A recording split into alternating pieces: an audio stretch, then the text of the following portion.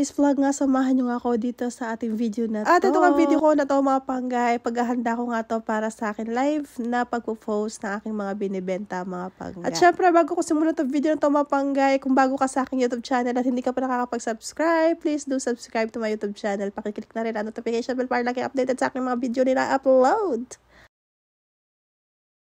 Matagal-tagal na nga rin tayong hindi nakakapag-uploads dito sa ating YouTube channel mga panggay dahil nga busy tayo at dahil nga tayo nagbabakasyon at umuwi tayo sa Pilipinas. Ang dami nga nating mga ganap mga pangga at syempre busy din ako sa Blue Apps mga pangga at doon natutok ang aking attention. Ay, sana all my attention.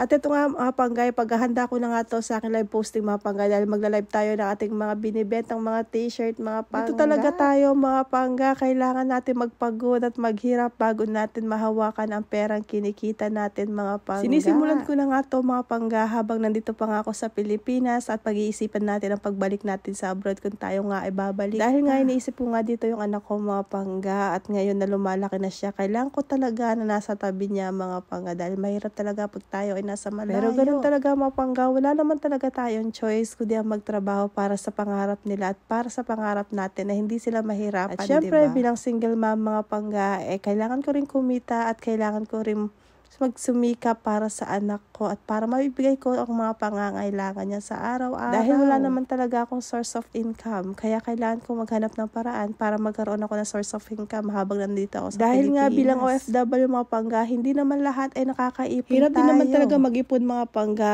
kung wala ka naman talaga ibang source of income at sweldo mo lang lagi ang inaasahan mo. Iba talaga ang buhay natin dito sa Pilipinas mga pangga, no, kesa sa nagtatrabaho ka sa abroad. Dahil sa abroad, pag nagtatrabaho ka doon, buwan-buwan mo nahahawakan ang sweldo mo at buo mo siyang nahahawakan. Pero samantalang dito sa Pilipinas, kung kagaya ko na OFW, ito tambay tayo sa bahay, kailangan natin maghanap ng paraan para magkaroon tayo ng source of income dahil ang ipon natin na hindi naman ganong kalakihan. Lalo pa naman ngayon, sa panahon ngayon mga pangga, sobrang mahal ng mga bilihin natin. Lumabas ka lang dyan sa kanto or lumabas ka lang para mamalengke talaga naman. Ang 1,000 mo ay kulang pa nga sa panggastos mo sa araw-araw. Kaya naman sa buhay natin ngayon mga pangga, bawal talaga ang patamad-tamad. OFW ka man o hindi, kailangan mo talaga magsumikap dahil kumakain tayo araw-araw. At may pangangailangan din tayo, lalo na kung may pamilya tayo at may mga anak tayo. Dahil wala naman tayo pagkukuhanan ng source of income. Maliban na lang kung may trabaho tayo talaga na may inaasahan tayong sahod. Pero kagaya ko na single mom mga pangga at kagaya ko na bakasyon muna at tambay sa bahay, kailangan ko talaga maghanap ng paraan para magkaroon tayo ng kahit papaano may source of income tayo na kinukuhanan ng panggastos natin sa araw-araw. Nakakapagod man mga pangga, nakakangalay, pero ginusto natin itong trabaho na at nag-enjoy naman nga talaga ako sa ginagawa ko na to mga pangga dahil ito talaga yung hilig ko at gusto ko lagi ako may ginagawa kahit nakakapagod man yan, pero okay lang at sulit naman mga pangga. Pinaka-importante talaga dito mga pangga ay gusto mo at masaya ka sa ginagawa mo. Pag live selling nga mga pangga ay talaga naman, hindi talaga ganun kadali. At kailangan mo nga talaga maglaan dito ng oras mga pangga para kumita dahil hindi naman ganun kadali pag nagbibenta ka through online. Minsan pa nga nabubogus pa nga tayo sa mga taong hindi alam ang pagod natin. Ang akala ng iba ay ganun lang kadali ang pagla-live selling natin. Hindi nila alam yung pagod na ginagawa natin. Magmamain sila tapos di naman nila kukunin. Nakshuta talaga. Nakakagigil yung mga taong ganun, di ba mga pangga?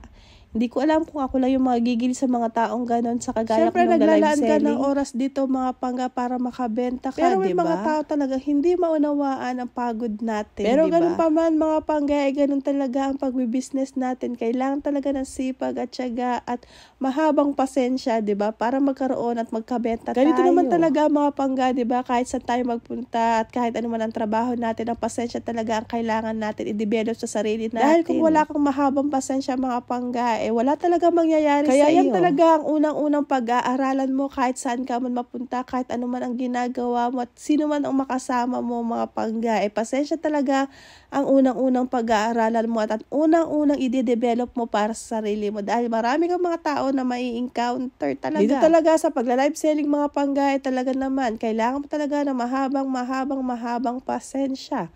Dahil nga kung wala kang pasensya mga panggay, hindi ka talaga pwede sa mga ganitong gawain. Ito ang ginagawa ko mga panggay, kailangan ko nga sila kuhanan ng isa-isa ng mga litrato mga panggay para nga i-post ko sa buti na lang nandito yung kapatid ko at kaibigan niya mga panggay, wala silang pasok, may kasama akong gumagawa ng ganito kasi kung ako lang mag-isa, sobrang nakakapagod talaga mga panggay. Buti na lang talaga, andyan sila at may kasama ako na gagawin ko tong mga to at madali na lang para sa Masaya akin. naman talaga magtrabaho ng ganito mga panggay. Basta hilig mo talaga yung ginagawa mo at masaya ka sa ginagawa mo, hindi mo talaga mararamdaman ang pagod. Kailangan lang talaga dito ng sipag at tiyaga mga panggay. Ang pinaka-importante talaga mga panggay, masaya ka sa ginagawa mo para hindi mo maramdaman ang pagod.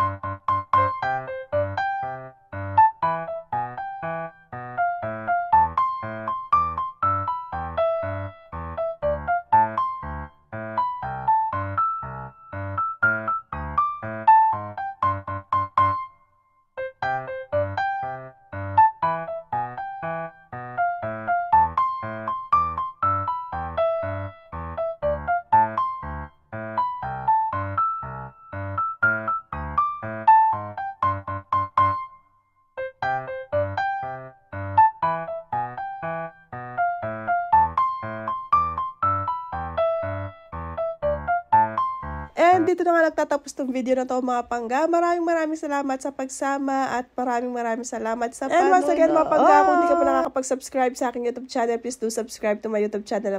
At pakiclick mo na rin ang notification bell para lagi kayong updated sa aking mga video na upload. Bye!